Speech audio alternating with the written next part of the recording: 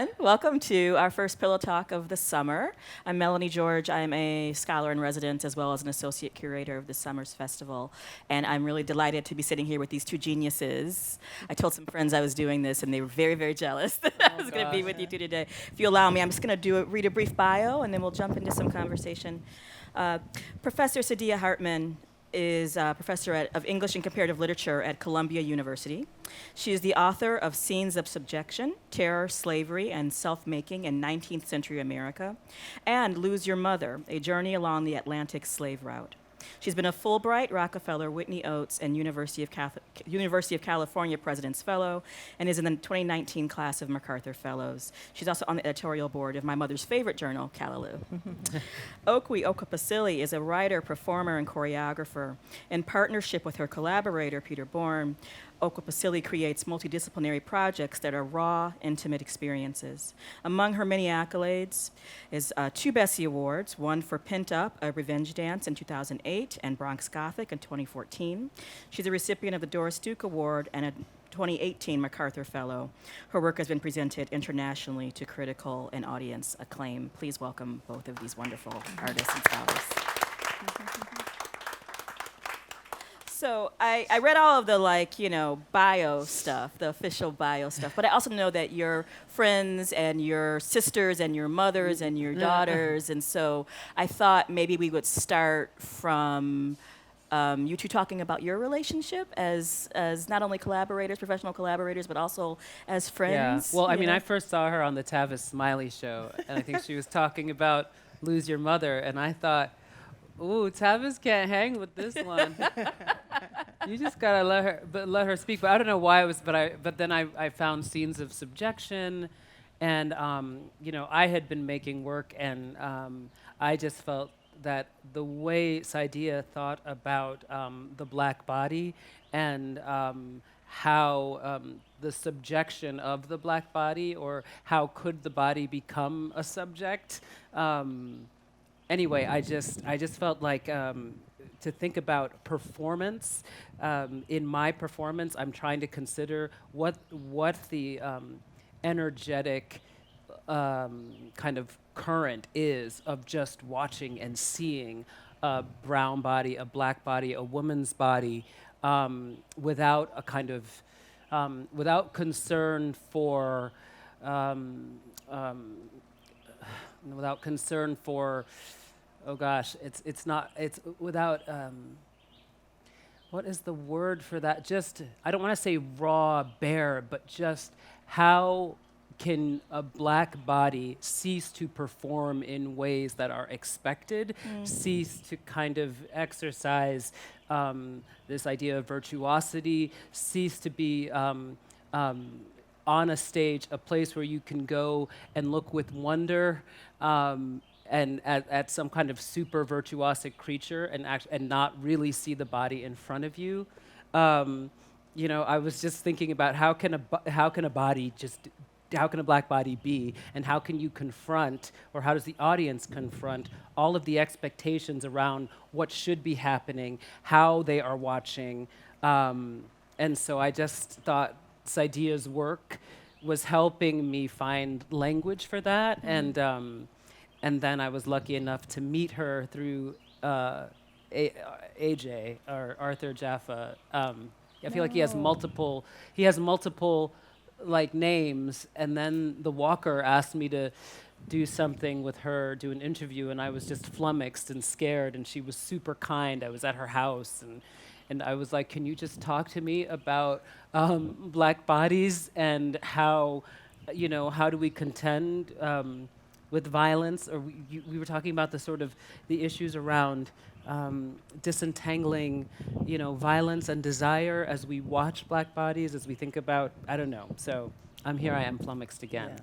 So I am always in awe and so grateful to come to her work and to be with her work. So I feel like I kind of worship at the altar of Saidiya. So imagine how I feel right now sitting next to both of you. No, but it's, no. So I'm going to, of course, reel things back. No. That's what happens, y'all. It's true.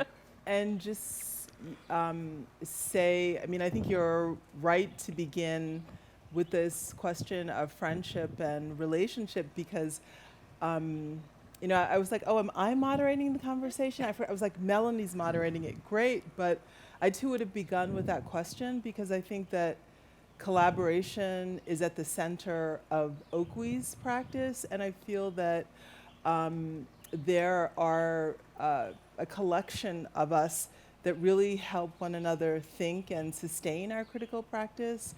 I think that the piece about embodiment is absolutely critical to both of us, and I guess we recently did a conversation at an arts festival in Germany, and so I was actually I was rereading something in Scenes for Another Purpose, and I felt like I was actually encountering a description of your practice of the broke body as I was thinking about what does it mean to think about redress for this body that is so vulnerable to these extreme forms of violence. I think that what we both share in the work, though, is just not, being fixed at subjection, but thinking about also what embodied practice also affords.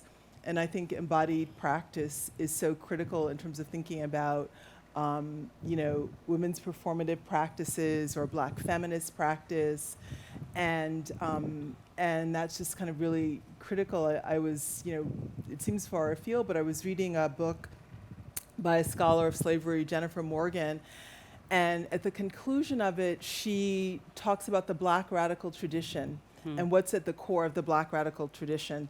And so, a famous, Marxist, Cedric Robinson, says, oh, well, the core of that tradition is the ontological totality, this body of practices that we inherit from Africa.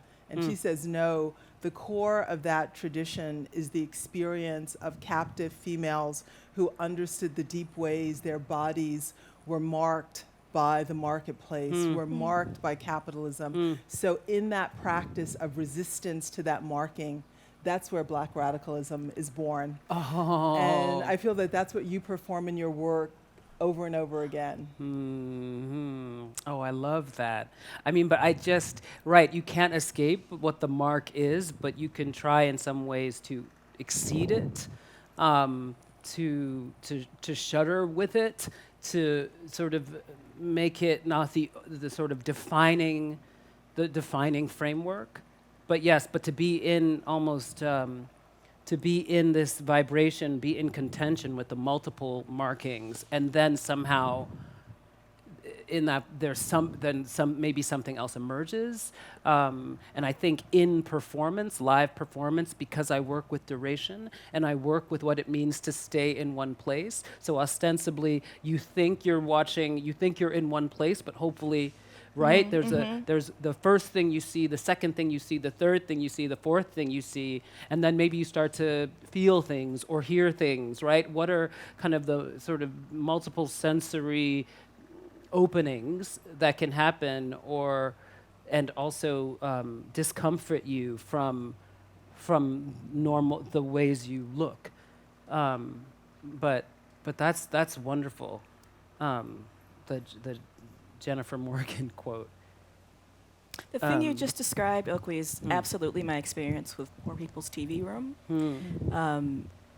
I was fortunate to be in a residency with you at well, we were ADI at the time, but That's right. Yes. at Lumberyard years ago, and also that particular performance, there was one of the performers had lost her voice, and so That's there right. was this disembodied recording. So of a we voice. made a box, right? Yeah, and that idea of multiple coexisting environments happening at the same time. I feel like you just named that Yes. really well. I'm wondering if you might be able to talk about the work you're going to be doing during the festival and how that intersects with your experience with Saidiya scholarship. Right. I mean, I feel like the work that I'm doing in this festival is, in a way, it's like it's trying to recover a past that is maybe unrecoverable.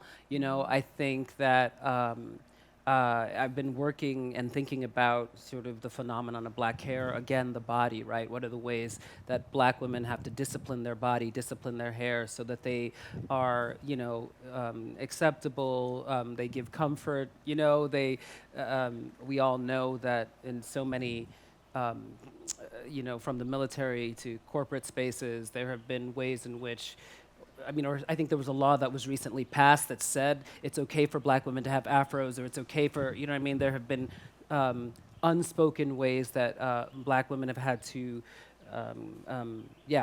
just have had their bodies have been subjected to a kind of discipline, right? And so I'm really interested in this story of this black girl whose hair becomes unwieldy, kind of wild, but also is a kind of antenna and a kind of gateway to a past and a future. And so the piece that I'm working on here sort of centers around these sculptural headpieces that we created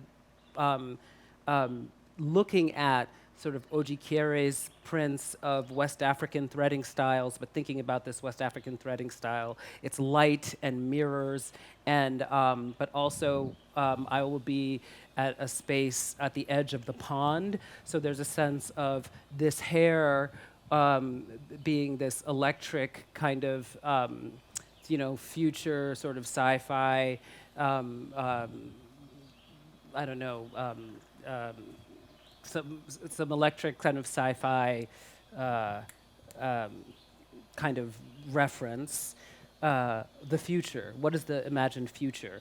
And also the being grounded in the reeds, right? The idea of also being connected to the earth. So I'm trying to imagine this sort of future body and finding this song that comes from the future to this girl in the present who has this wild hair that allows her to communicate with all of these folks. So that's kind of the work that I'm doing, but I think in relation to the work that Saidiya is doing, that we're all thinking about, what are the ways in which the body has been marked not only with the past, but might also signal, if we imagine or vibrate or stutter with it, some kind of idea about the future.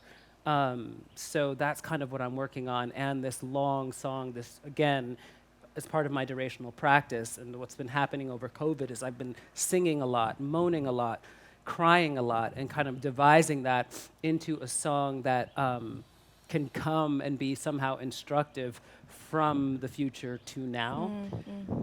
God. I was actually, to bring it back to your portals and sound traveling from the future to the present. I mean, I think that your practice, you said, you're trying maybe to recover something you can't, right? Yes. And I think that there's a way, that impulse is one that many of us are involved in. So, right, so trying to build out something from the trace of a past that we can't fully recover. So what is the story that we build out, but still being mindful of what we can't tell, what we can't know? And it seems that that's also articulated in the formal level in your work. Yes. Because incompleteness is such a principle of the work. So I don't know if you want to talk about a knowing. Well, it's like Lose Your Mother. You go there expecting to have this experience. You should talk about that, right? It's part of this sort of, if we could just go back to Africa, if we could just go back to those spaces where our ancestors were, maybe there might be some kind of what instinctual, or it's like you'll get to that ground and the ground will speak to you. It'll be home. You'll feel home, and it's not at all. And in fact, there's an entire industry around trying to sort of to almost help us fabricate this notion that we're home. So that ancestral tourism. Yes, yes, that's right. Yeah. So that's really. So even that is such a complicated space, and that was interesting for me with Lose Your Mother. But as somebody who was raised here in the United States, but of parents who are directly from Nigeria, there's still a sense of fabrication, or still a sense of, first of all, not belonging anywhere, but also that split when you think, when you go back, and I would ask my parents, well, what do you remember about the Women's War? What do you remember about any kind of pre-colonial practices? And they don't remember anything because they were raised in missionary schools, right? So there has been a complete erasure, even from whatever essential kind of, the way we've essentialized any particular African traditions, West African traditions, right? They're like, where does that really exist, and what are we making up to even within the continent to bridge what is that broken space between the pre-colonial spiritual, cultural practices and the colonial times, and can they ever go back? I mean, because now, when you come upon or hear about people practicing particular pre-colonial beliefs, they call them heathens and pagans, and they're seen as uneducated, right? It's just, everybody goes to the local Episcopalian church or the Anglican church. I mean, and that's just among maybe some of the places that my family comes from as Igbos and in the village. So I'm always interested in the ways that there are these multiple breaks, that it's not just there's the Middle Passage, but then there's, yes, the colonial, the capture that happened within Africa, the kind of cut. So I feel like everything that I'm searching for is lost, and I don't want to, but I do want to see if I can make, imagine a space, imagine a past, but always knowing that maybe it's not totally true. Do you know what I mean? Yeah. Like, so I don't. I feel like I'm hearing something in here about. But I want it. You know what I mean? Yeah, I want to reach. When I have shreds and fragments, as you say, about, with the Women's War, about particular practices, the ideas that among the Igbo culture, that was in some way a democracy. Like, everyone would speak when there was a problem in the village. Everyone had the chance to speak, and how difficult they were to colonize because there was no kind of patriarchal structure, right? And so the British didn't know who to talk to gain control of these areas, and they called like the southeast region very feminine, because of its unruliness, as opposed to the northern regions where, I think they were Muslim, and there was like a kind of a patriarchal head, and they knew who to get to kind of gain control of the village. Anyway, so there are these pieces that I learn about and I hold on to, and then but I'm going to create a fabrication out of whole cloth to help me imagine a future. And sorry. Yeah, But no, I'm like, my brain is sparking right now. I just want to hang on to for a minute that idea of resistance to mastery as being unruly. That's such a fascinating concept to me. Yes, that's right. If You they know, come, like that- it's like they come and they want to be able to take over a place, but they do indirect rule, which was their way in parts of Africa, or the British. They want to sort of find they wanted to find somebody in the village who exercised an enormous amount of influence. And so if they could build a relationship with that person, then they could effectively gain control over, the social and cultural mechanism of the town and the economic mechanisms of the town. And so they were able to do that in the north, and they didn't do that in the south until much later, because they could never understand. It was just, they couldn't understand who to go to. So I love that. Yes. Like, I feel like that must be in me somewhere, that unruliness, that. The thing I was going to say was, I feel like I'm hearing something about you distinguishing between futurism and fabulism, and the way that and the thing that you're grasping for. I feel like, at least in my experiences, like, Midwestern Detroiter from the Great Migration, traditional Great Migration, that a lot of the connection to the Africa that we can't get back to has been fableized, right? Which I think is different from imagining of futures, or even attaching a futurist mindset to a past that as a path to the past. Right.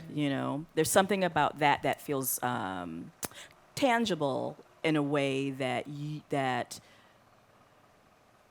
trying to find my words here, in a way that because you can have agency in it. Yeah, I think fables are also, though, a kind of futurism. Okay. Yeah. So- I would Yeah. Say I- more, please. Yeah. I mean, I think that when we look at the very imagination of Africa, a lot of that comes from 18th century Africans who were enslaved in the context of the trade. I mean, we think of like in the Anglophone context, an organization like Sons of Africa, which begins, and it's all of these people who were stolen from their homelands, and there they have a particular ethnic or national identity, but the idea of Africa is born to them too in the aftermath of that rupture or that loss, but it's about animating possibilities for the future. So there's a way that it's this kind of like radical dreamscape, even for people who quote unquote can claim some natal relation to it. Yeah. Yeah. But I certainly, as a fabulist, I think imagining and creating has a material force, and Sure. it can make things happen. And I think particularly in terms of something like Black futures,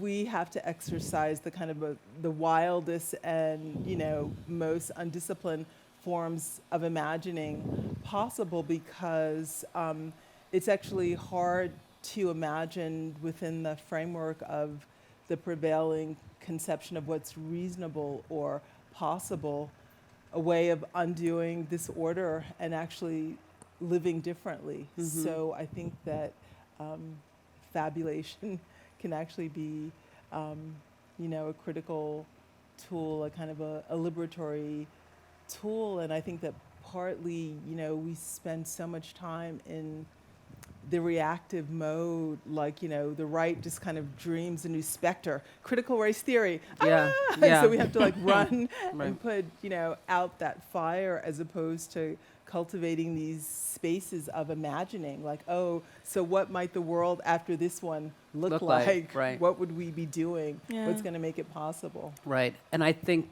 what you're saying too is about the past, that I'm creating I want to fabulize the past as well, because there, and I feel like Saidiya's work does engages with this problem question, where all of the official documents you have are written by, mediated by the folks in power who have a particular stake in, keeping, shaping the object status of the indigenous, in relegating them to this narrow space of,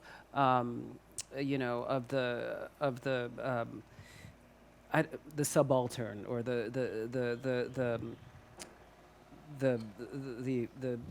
what is the word for the primitive, the non-historical figure, and so every time I would look at information, or every time I would sort of encounter documents, it did feel like, especially with the Women's War, looking at a commissioned report by the British government, when I thought I was hearing the words of the women who were fighting this war, I realized, oh no, I'm hearing translators, so I'm not even hearing them directly, so there's always something in between my encounter with them. And I don't know that I can trust it. And so that's why I feel like there are some parts of that past that I need to fabulate. And maybe it's because I also don't speak Igbo, which is the traditional language. Are there written texts of Igbo women who fought in the war and talked about the existential threat that they felt colonialism was, in their own words, without an English mediator? Maybe, I don't know, but I don't have that, right? And my grandparents were also in Nigeria, grandmothers who didn't come to this country much, one who didn't speak much English, so there was also a kind of access I felt I didn't have. So in this country, I feel like you do have the direct language and communication of people who were subjugated, who were speaking, who were telling their stories, who were writing against a prevalent narrative that you've been discovering. But I still feel like I couldn't find that in a way that I could trust. And so yes, in some ways, I can find pieces about how pre-colonial Igbo society was working, or certain spiritual practices, but I can't find, and maybe I just have to keep looking more, but I can't find always direct language. So I feel like I need to fill it in a way that is also obviously like not true, right? Do you know what I mean? Yes. Right, that's not claiming to speak that truth. Ask the question that we've all been asked 1,000 times, but I feel like it's my duty as the moderator of this discussion to approach it. Do your duty. Which is, That's George. making art as Black women post the onset of a pandemic and an uprising as a result of a specific murder, but not the first and not the last. Yeah. And even during the pandemic. And even during the pandemic, right? Has that changed anything for you in the doing and the making and the conceiving? And I say that part of me doesn't want to ask the question because I'm also like acutely aware as, a Black woman in this field, the way that I've been called upon to speak to this so much over the past year. And so I'm not even sure I'm asking the question that I want to know the answer to. I think there's probably another question that I want to know the answer to. But I haven't figured out what the question is. I don't have a problem with that. I've been making work as a Black woman and very clear that everything that, if my body is there, I'm making work with other Black women, with other brown women, to constantly in some way present some resistance, some force, some activation around that mark, right? Like to try to have our bodies emerge beyond the bodies that are projected onto us, or to have multiple bodies happen, to have the audience or whoever is witnessing it have to contend with what they're seeing, with us looking back at them, with with questioning what they're seeing. They started seeing one thing. You know what I mean?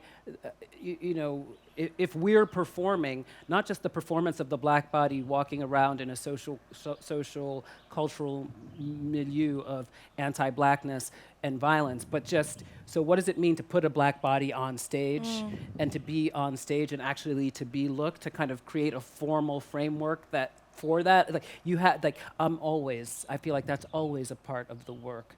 But in the context of what's happened during COVID, what's happened in the wake of George Floyd, what is happening around critical race theory, what's happening around the Capitol riots, and all of the states passing what they consider bills to protect the franchise, when we know it's also to continually force other people and restrict it, to restrict the franchise. Like, in the face of all of this, and in the face of institutions trying to reckon with their complicity in that violence and that absence, what has changed for me and my practice? So I don't know. The only thing is, I think I feel like my work is collaborative, as Saidiya said. I appreciate and need to be in conversation with Saidiya, with other friends, with my partner Peter. I need to be in that. I need to also just be in a particular vibration. So what COVID did is it kind of limited the ability to be with other bodies, and I think it's super essential to reverberate with folks, because I think in performance, if bodies are in proximity to each other, whether it's the collaborators or the audience to the performer. That's what allows you to contend with all of the ways you think you're seeing or you can't see, or do you know what I mean? Yeah. All of the things that you believe sort of come apart. You hope they come apart in the actual kind of relationship that you find yourself in real time and space with somebody, stranger or not. And so in the wake of COVID, to not be able to engage with bodies and strangers in that kind of proximity, that was something that I'm still kind of, that's the only thing, because I just feel like, but to see people with protests, we see it all of the time, right? That there is an ongoing performance for visibility that is happening, and so I don't know. I just keep doing the work that I'm doing, but I do appreciate how many more bodies are putting themselves in relation to others for change. Does that make sense?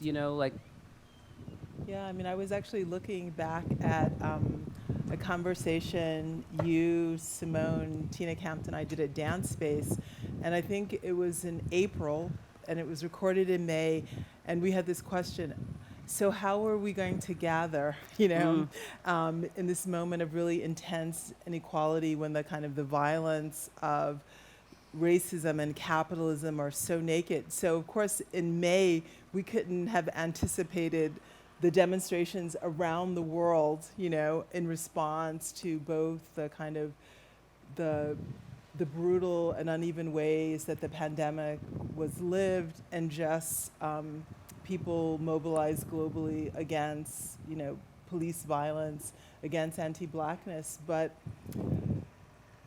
in the wake of those movements, what we also found out was also how brutally exclusionary our cultural institutions are. So like publishing while Black, acting while Right. Black, making visual art while Black. So, I mean, I know one way that it's changed things for me. I mean, I was actually asked to do something with a very wealthy museum that I won't name, but I thought, oh, I'll do this if I can funnel some funds to like an independent press as a part of the process. Like, oh, I don't need money, but you have millions. And partly there's a way that our intellectual and cultural labor is utilized to kind of to reproduce the legitimacy of often very exclusive institutions. So is there a way in the context of that engagement to try to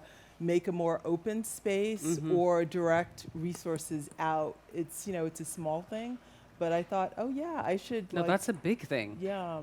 It's just that the institutions that I deal with are not that exclusive and don't have a lot of money, and I was like, but I think that's a big thing to do, make that space. But people aren't clamoring, or maybe I don't know these people who are clamoring to be like, let me be in Dance Space Project. I mean, maybe there are some people who are, maybe, or it's just, I think performance, dance. I mean, Jacob's Pillow here is amazing, but we're kind of like the poor stepchild. A lot of people, we don't sell anything that can be resold on a market. We're absolutely not in sort of the capital. We're not in the framework of the selling and exchange of capital and that kind of value, accretion of value over years. What we do disappears, and it only lives in the memory. And once you buy that ticket, that's it. And then you go back home and you look for grants and you figure it out. And you just hope that you can pay people. But those, I don't know. Those spaces have been really wonderful though too. I mean, but they were doing the work before the pandemic, a lot of them, to try to open up their spaces to be more inclusive, really trying to listen to and listen for voices that they hadn't heard, whether it's differently abled bodies, Black bodies, indigenous bodies. They had already been doing, they were already working in this way. But is it because they weren't so exclusive or something? Is it because they're not? I have to say, though, I think that we're still actually in the beginning of a period of that. And this opening up is going to reveal who's actually going to commit to that, it's particularly around accessibility. I think that it will be so easy to return to what was, because that was the way it always was. And what I've been saying to folks is I think that we're in a moment of benevolence right now, and we haven't passed the benevolence moment. And the work actually feels like it's beyond that moment to me. And so all these things we're saying around the way that capitalism functions as a product of the system that is embedded in settler colonialism, and the way that we learned so much in how our field, the structure of it, just like that house of cards just went down in a 3-week period. I think there's a lot of learning that we have to do, and I think that, and this isn't directed towards anyone on this panel, but when I look at like the dialogue that's happening, I feel like people are getting a little bit too self-congratulatory. Oh, they think they're done with the work. And we need to keep staying and doing the work, and I wonder how the really provocative things that you all are saying right now that makes so much sense, how that will permeate beyond the institutions that you already have relationships with. No, I mean, but I guess I'm trying to say is I'm still worried about the institutions that I have relationships with, because they were already operating by a thread. And so how are they going to survive this pandemic? And it's a shame, because some of those institutions have already been sort of interrogating their own, like how are they, operating under a particular violence and oppressive exclusion. They had been interrogating that before COVID. But their resources are small. They're struggling to survive already, and then when everything shut down, then that also limited the resources that they had. So I'm actually just worried about the institutions that are already doing the work and don't need to be dragged kicking and screaming to it, and don't need to be called out, and don't need George Floyd, Ahmaud Arbery, and Breonna Taylor to be dying, and don't need COVID to decimate poorer communities, immigrant communities. They've already, people who understand that essential workers are essential workers. I don't know. I'm concerned about those institutions. I was thinking about slowness and ephemerality, because you were saying you buy your ticket, there's the performance, and then it disappears. But is there a kind of then potentiality that resides in these modes of practice that are ephemeral? Because it seems that like the work of art can be a resting place for capital. Capital can acquire value in a painting and a sculpture. But so what does ephemerality afford? Or we said, we wanted to talk about slowness. Yes. And it seems that that's related to your, durational performance process, really thinking about your work in a practice framework, thinking about what's produced in that process. Right. I mean, I think slowness, I think time to work against the time that has been set up to have us on this kind of conveyor belt of capital production is, of course, to me, it's a radical act, and then to do it with others. But in terms of shifting a particular economy and structure and power, distribution of power, and the hope that I don't know what it can do beyond. Maybe that's the thing. I have no hope for it beyond just what it is doing. Do you know what I mean? In the moment, and I don't know. Should I have a bigger hope for it? But it does so much in the moment. I think when I saw, Sitting on a Man's Head in Berlin, I made a joke with Peter and Okwui afterwards, because there's this thing that they say in Feldenkrais, which I always thought was so Western and so white. It was like, why dance if you can walk? I was like, who would say that? And so, but, in the context of that processual performance, having to walk slowly with others in a space that's activated, and just, transforming all of these strange bodies in space so that suddenly we're in relation, right? And we're just having this intense and transformed experience, not only of our own embodiment, but the kind of the openness and the porosity of our bodies as it is in this space with others. And that felt, you know, I mean, it kind of felt like a spiritual experience. It was just, you know, this incredibly slow, activated movement, but that produced a kind of happening, which seems that it's related to, you know, the possibilities and the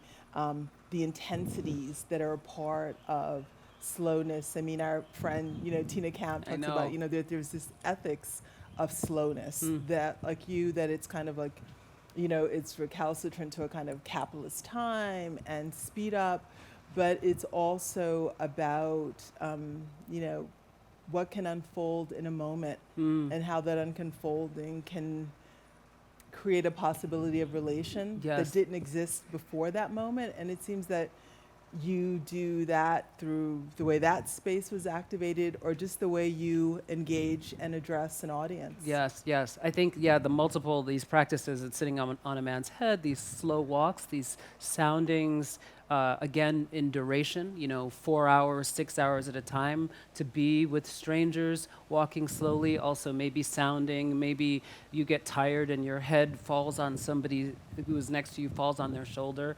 But yes, that sense of being in that time breaks down, like from the second to the millisecond. And can you sort of have a sensory experience of time? Like, how can you, like, is there a way to actually like feel your being in this vibration and relation to other people, right? So if you can like sort of deeply ground yourself in breath, can that open up a way of listening, right? You can be grounded, but in your groundedness, then you can listen and hear and see what's around you even more fully.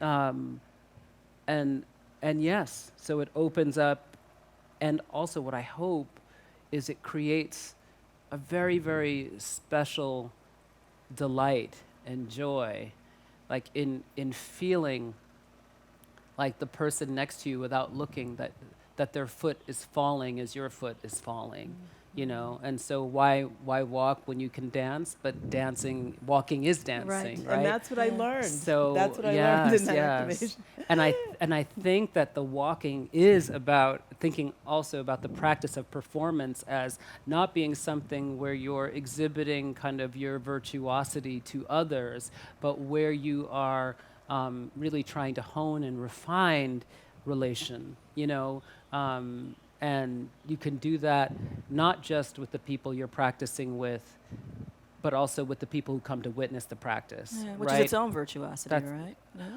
I just want to get away. You want to get away from that word. I hear you. I hear you. But maybe it is, right? If we can say, you know, we can say, the how slow can you go? You know what I mean? I think that's you know, you want to go as slow as the slowest person. Like everything about the practice is not speeding up, you know? To step back, to stay back, to take a breath. Like if you find yourself far ahead of everybody, take a breath, and maybe you'll catch up to them by not moving so quickly, because you might be skipping something in your footfall, in the shift of weight. But there, you know, just to think, but I think it is a space to imagine and to feel all of the ways that you are with others, as well, even though you're with yourself, right? Yeah. That those two things aren't in opposition, but they're kind of this critical and very basic human condition. No, it can be quite nice.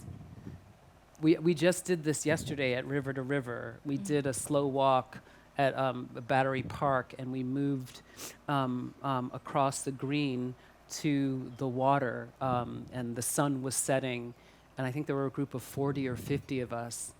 And yeah, that feeling of being with, you know, and then moving towards the river, So you're with others, other beings, but then you're with the ground and the grass. You're with the wind. You know, you feel the shift from when you go from grass to concrete, right? And when the ocean is right there, and then you see a boat maybe going by. It's just there's a sense of being with so much, and that's not a diminishing thing.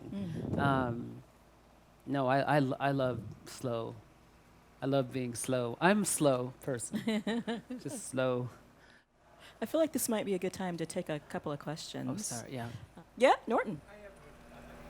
I found what you were saying about ephemerality very potent, and I wonder if you could say more about that, maybe more about how this sense of ephemerality may have changed in this time. Yeah, and I guess, in terms of thinking about ephemerality and practice, I was actually thinking about an evening here at the Pillow when Dormisha was dancing at the Doris Duke Theater, and it was Philando Castile had been murdered. Yeah. And We in the actually aired that one middle last summer, yeah. of the performance, they just stopped and said, was trying to say, it's hard to dance when your people are being murdered in the streets, but I felt like I had a container for holding all that grief, and then there was a deep breath, and then there was the dance, and just kind of like what dance affords, what the history of Black dance has always done is precisely, it's emerged in that terror, it's had to face that terror, and then it's like produced this thing that has enabled us to both exceed it, but kind of, live through what can't be lived through, to live the, in these unbearable circumstances, but still to have that sense of beauty, flight, possibility, connection, and maybe its ephemerality is a condition for its existence, because partly it's easier to become kind of the congealed value of the commodity, right? But it actually disappears, and I think of, there's certain artists like Cameron Rowland who've been devoted to a kind of visual art practice, but that tries to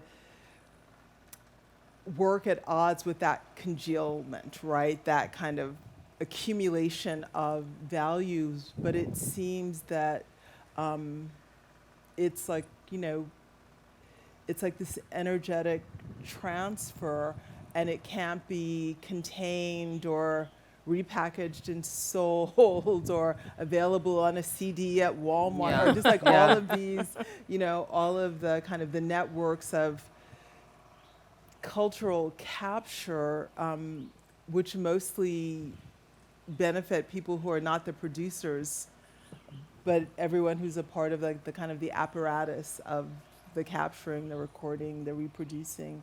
So it's, and just, liveness.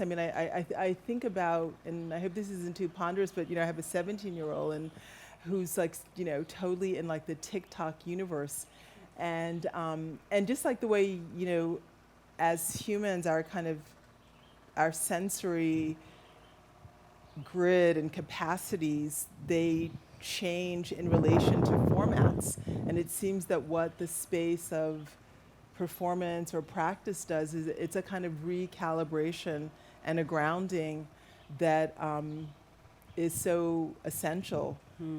Is so essential because it's kind of like it does that work that maybe kind of for others, maybe not for us, that the kind of the sacred did, but it's that, the aliveness in the moment of the now. That Right, but even this attempt, though, to capture that aliveness in the moment of the now and then to transmit it, what is it to not, when we do public performances, we have people they're always taking pictures and capturing it, and I'm not even sure what they're capturing. We're just walking, and I, See, the archivist in me is like, thank God.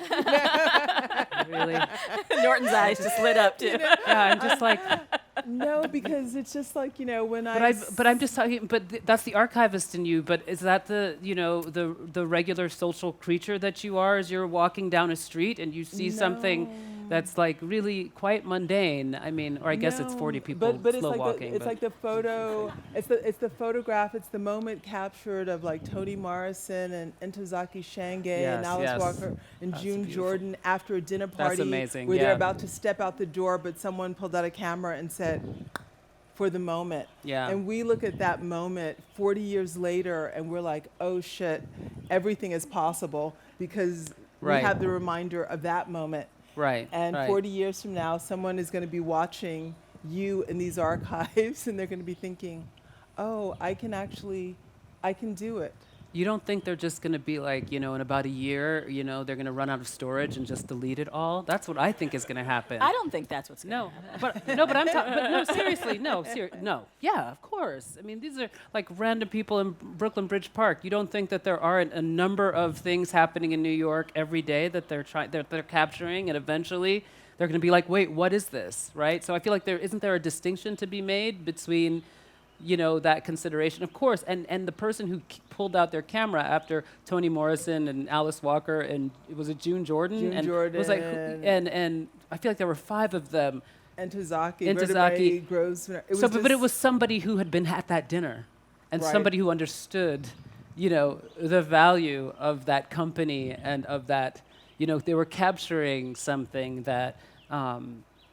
That they were trying to capture a particular sensation that they had been a part of. Yeah. What is yeah. it to just capture something that you're not inside of, and you? So it's you know what I almost mean? like you're saying it's inverted, like the experience has been inverted now, that we're spending so much time capturing that we're not inside. Right. It's of like it. you're not actually recognizing the human being in front of you. Yeah. And this is maybe my assumption, right? So, Yeah. but I'm just saying, if you're just, I mean, I feel like people are probably looking for, followers. They're looking to sort of expand their likes or something. I mean, so maybe they post it and then get rid of it. I just wonder about Yeah. the value of I that think kind there's of a space capture. to be made for that. The reason it was captured and the value it will have after being captured may not be one and the same. Absolutely. Right. right. Absolutely. Exactly. I mean, I think it's... I still think they're going yeah. to erase it in a year. Yeah. Or, and I mean, and there's all the kind of orphan photos and orphan films That's what I was that thinking. Yeah. are taken up. I mean, I think that there's a kind of generational thing, because I think that for some people to have experience, it has to be mediated through that platform. Right, I remember, right.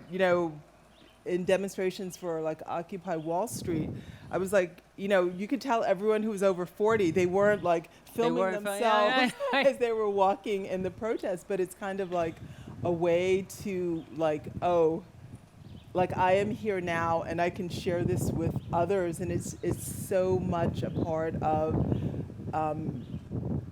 just a kind of impulse. And I guess I don't want to, and I'm not saying I want to just like understand that and the way that impulse is also changing things, right? I mean, Right.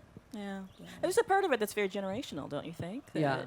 I think that But what you does and I it are around mean? the same- But what same does it mean age. to have an experience? Like, right? Like, what does it mean to be like? I guess I'm this arguing whole- for I mean, not judging their experience. oh, so right, much, right. You No, know? right.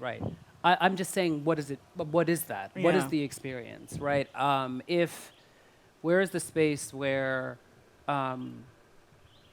I mean, already we have some idea, some persona, some projection of ourselves. But what is it to kind of solidify that on some other, like beyond what, like the psychic persona projection? Now you actually have material and a space to actually put that projection that doesn't disappear, right? As opposed to the multiple projections that you may have of yourself that constantly disappear, so you're not held to any of it. Right?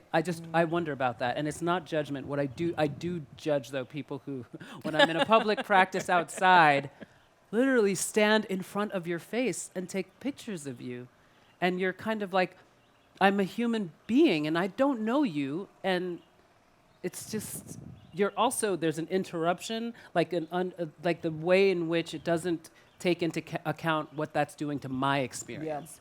Yeah. It's Yeah. I find that bizarre. Yeah. It's just kind of like, so that's why I feel all of a sudden there's a loss of a sense of me as having a kind of the same sensational capacity that you have, Yeah. which scares me, you know. And so maybe that is a judgment. I find it bizarre.